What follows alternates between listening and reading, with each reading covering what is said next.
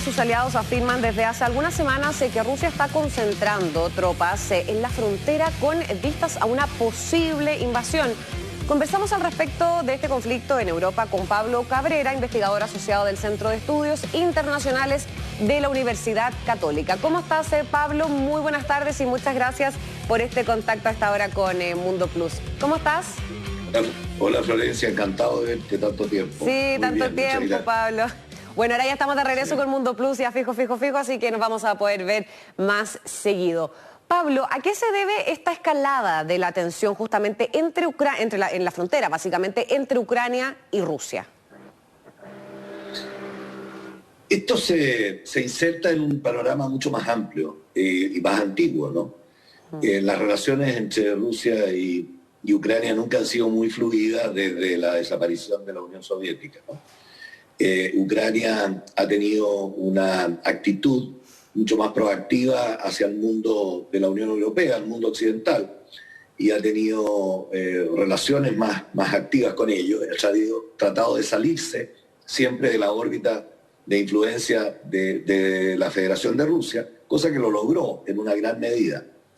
Pero, por un lado, intereses separatistas dentro de Ucrania, de volver a ser parte para volver a ser parte de la Federación de Rusia, han traído mucha convulsión en el país, y si a esto le suma la readecuación de las áreas de influencia en el mundo, que están en pleno desarrollo, y también las tensiones entre Rusia y Europa.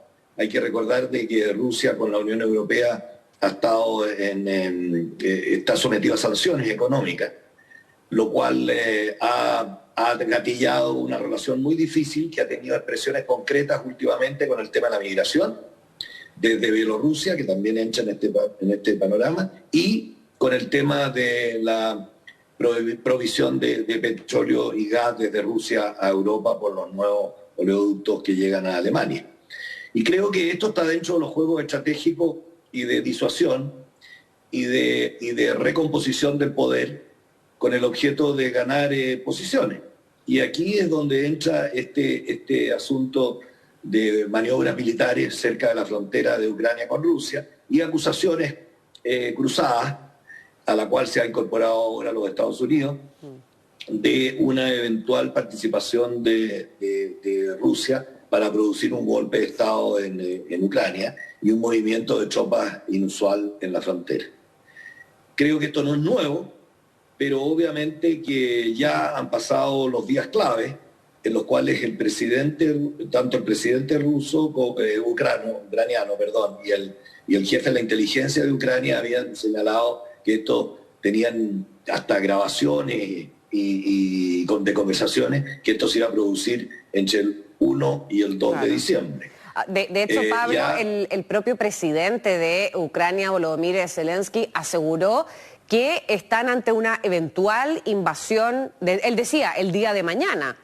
Por lo tanto, son declaraciones sumamente fuertes y que obviamente tensan aún más la situación en la frontera. Bueno, por eso, y además todavía con las declaraciones del secretario de Estado de Estados Unidos. Pero yo creo que esto obviamente está determinado particularmente con una presión de Rusia a Europa por el tema del nuevo oleoducto que iba a llegar a Alemania, que está suspendida su aplicación hasta que no se solucionen los temas de taxaciones nacionales y regulaciones nacionales, a lo cual Rusia se opone. Pero a la pregunta y a la inquietud que señalas, creo que es difícil pensar en una invasión más allá de un ejercicio militar de disuasión.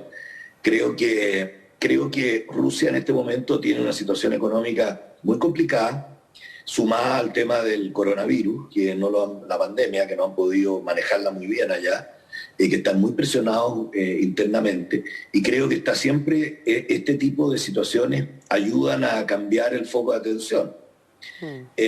Pero no hay que descuidar también que dentro de esa área de influencia que decía yo, que desde la caída de la Unión Soviética se recompuso el naipe en esa parte del mundo, obviamente que Rusia no quiere seguir perdiendo influencia. Y lo que está sucediendo en Bielorrusia, que tiene una larga frontera con Ucrania, en lo que se refiere a la migración o a la salida de personas que se sienten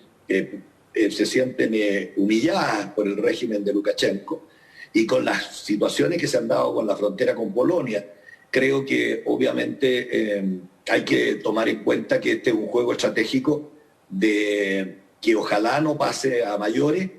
Si bien es cierto, estuvo situaciones de conflicto hace algunos años, el año 2014, y ha traído muchos muertos con la invasión a Odessa, a Crimea, claro, el puerto de parte de Rusia. Pero yo creo que esto fue demasiado evidente, las declaraciones del presidente de Ucrania, que dando fecha exacta para dar una pábulo a pensar de que Rusia iba a hacer una invasión más allá de los movimientos militares. Creo que los movimientos militares pueden obedecerse principalmente, lo que decía antes, a los ejercicios militares en el Mar Negro, que han sido masivos e inusuales. No, claro, va también, Pablo, por la línea de que si bien hemos visto estos ejercicios militares justamente en la frontera cada cierto tiempo, la retórica incendiaria está justamente entre Kiev y Moscú, pero el factor que ha llamado harto la atención es justamente todo lo que se ha involucrado justamente el secretario de Estado, el jefe de la diplomacia de Estados Unidos, Antony Blinken, quien ayer participó en una reunión en la OTAN, y él aseguró literal que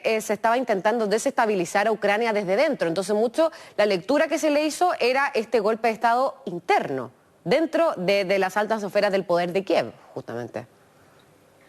Bueno, Ucrania es un país difícil de gobernar. Y yo fui embajador en Ucrania, concurrente desde Rusia.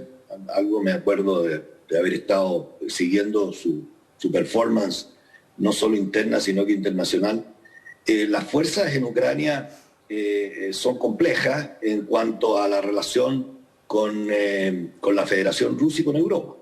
Hay que reconocer que han habido intentos importantes por acercarse más a la Federación Rusa, y han sido acusados, obviamente, de ser motivados y alentados por el gobierno ruso. Y Europa tuvo una participación importante, si bien no así la OTAN, cuando invadieron o recuperaron, según los rusos, ese territorio de Crimea. Creo que estas tensiones no solo abarcan a Ucrania, sino que abarcan a toda esa zona. Hay que reconocer también por el otro lado del Cáucaso. Hay que ver también que Ucrania ha estado recibiendo equipamiento militar también de Turquía. Turquía ha tenido algunas escaramuzas con Rusia en la zona del Cáucaso por asuntos tecnológicos de los drones y la utilización de drones en los enfrentamientos entre Azerbaiyán y Crimea, y Armenia.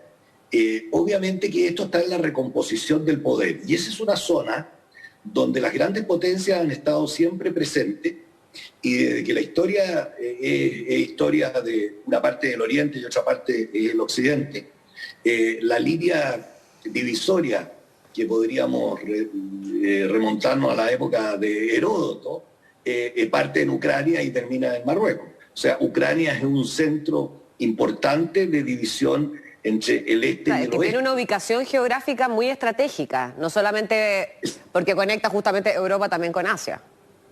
Exactamente, y toda esa parte de Rusia hoy día está recibiendo muchas tensiones y está con dificultades de manejar su situación interna, sea económica por las sanciones que todavía tiene de la Unión Europea, que quiso, o que se suponía que iban a ser aliviadas con este nuevo oleoducto, el número 2 oleoducto, que ha tenido muchas oposición de parte de algunos países de la Unión Europea, y no ha podido echar en funcionamiento, no sé, que está listo.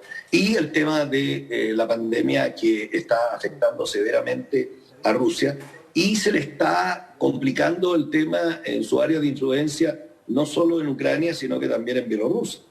Claro. Y si lo suma por la salida hacia el Cáucaso, que es todo lo que se ha considerado tradicionalmente la antigua ruta de la seda, hay muchos elementos estratégicos, y si miramos para el otro lado, para el Ártico también, hay muchos asuntos estratégicos que tienen tensionado a un país que todavía se siente potencia mundial, pero que obviamente es potencia regional, como es la Federación de Rusia. O sea, creo que es un elemento importante de discusión que ojalá no llegue a mayores, y a mí me cuesta creer que pueda ser un enfrentamiento entre dos. No creo que sea el momento. Bueno, la pandemia puede dar para todo, puede dar para oportunidades que puedan ser aprovechadas por algunos para poder sacar partido. Y puede influenciar, Pablo, también que, por ejemplo, todavía no está confirmado este eventual encuentro que hablan ya desde hace varios meses entre el presidente de Estados Unidos, Joe Biden, y el presidente de Rusia, Vladimir Putin, y que todavía no se concreta, considerando el actor de mediador que está haciendo Estados Unidos en estos momentos en este conflicto en especial. No, se concretó. Si Biden no ha ido a Rusia. Claro, pero este encuentro personal que se pretende.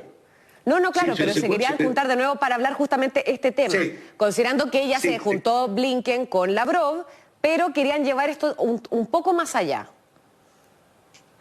Mire, considerando también que el acuerdo de Minsk en el 2014, tengo entendido que no se concretaron muchos esos puntos, una vez que se anexó Crimea en el 2014. Bueno, el 2014 se le bajó la tensión y justamente la OTAN, que son los que han hecho la declaración ahora también, fueron los que no participaron propiamente tal cuando sucede lo de Crimea, porque hubiera sido un conflicto a mayor. Y creo que obviamente había que aquietar los ánimos y mirar el bien universal. Pero obviamente que estos diálogos entre los más altos personeros, hoy día en el mundo donde existe la tecnología y existe estos diálogos por Zoom o por cualquier otra plataforma, creo que le han quitado también la connotación e importancia más allá de la espontaneidad que tienen los diálogos personales, que pueden estar tan solos, pueden conversar más libremente, sin asesores y sin torpedos, ¿no? Que puedan pasarle en cualquier minuto. Pero obviamente que Rusia y Estados Unidos no solo tienen un conflicto sobre esta materia o sobre la posición de la OTAN en Europa del Este o el tema de las migraciones o el tema de la democracia. Creo que también está todo el tema nuclear, donde están trabajando en conjunto, sea para revivir la participación de Irán en el acuerdo nuclear, están trabajando juntos, sea en lo que se refiere a los misiles nucleares y a la limitación de armamento. O sea, son relaciones que tienen su foco a veces en algunas especificidades, pero en lo grande saben que tienen que dialogar. Se dicen muchas cosas, la prensa publica muchas cosas, y a la hora de sentarse a la mesa, obviamente que las decisiones son distintas. Pero la disuasión y lo que quiere que la opinión pública lo entienda, está en los ejercicios que se hacen. Y tal como Estados Unidos ha querido decir esta área de influencia no se va a cambiar y vamos a hacer estos ejercicios en el Mar Negro con la Unión Europea y los países de la OTAN en gran escala, Rusia ha dicho, mire, yo todavía no soy tan desvalido y tengo esta capacidad y cuidado porque todavía tenemos que conversar de otra manera. Claro. Perfecto, Pablo Cabrera, muchas gracias por esta interesante conversación hasta ahora con Mundo Plus. Muchas gracias y que esté muy bien. Gracias. Buenas tardes. Flores. Esperemos que no llegue a mayores. Esperemos que no llegue a mayores, que sea todo solamente retórica. Muchas gracias, Pablo, que estés bien. Chao. Gracias, adiós. Bien, nosotros nos vamos a una breve pausa y al regreso les contamos más detalles sobre